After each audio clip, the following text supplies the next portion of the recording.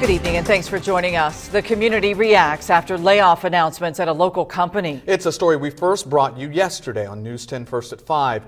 Sony, DADC, and Terre Haute announced 375 layoffs. That's almost half the current workforce. Some of those layoffs have already begun. According to what's called a warn notice from the plant, those layoffs could continue through August. A spokesperson told News 10 the decision was made because of an outsourcing agreement. The manufacturing of CDs and DVDs will move to a California-based company. Sony DADC has a rich history in this community. The Terre Haute plant opened in 1983. It was the very first manufacturer of compact discs in the United States. At its peak, Sony employed nearly 1,400 people. Mayor Duke Bennett addressed the layoffs at Sony during a presentation today. He made it to Chamber of Commerce members. Mayor Bennett says he didn't learn of the layoffs until 4 o'clock yesterday afternoon, and he didn't want to publicly comment until he had more facts. News 10's John Swanner spoke with the mayor following his talk today. He joins us live from City Hall to tell us more about what the mayor is now saying about Sony's decision. Patrice Rondrell, the mayor, made a very interesting comparison during our conversation about the Sony layoffs this morning. He compared them to the 700 people that Pfizer laid off almost 10 years ago to the day.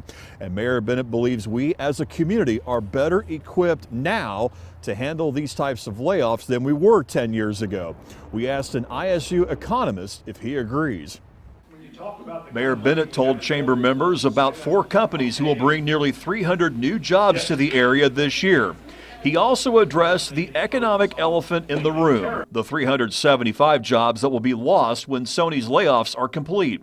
And while the mayor doesn't want to see anyone lose their job, he explained why the Pfizer job loss was worse. That took us a lot longer, I think, to recover from that because the economy kind of went bad, right after that. Indiana State University economist Robert Gill agrees with the mayor to an extent. Those folks who have a good work history with the ADC should be able to find comparable positions, particularly if they're willing to expand their radius a bit, if they are willing to include Indianapolis in their plans. Gill agrees there are jobs to be had in Terre Haute for those who are losing jobs at Sony, but they are most likely not going to be paying the same salaries and benefits that Sony did.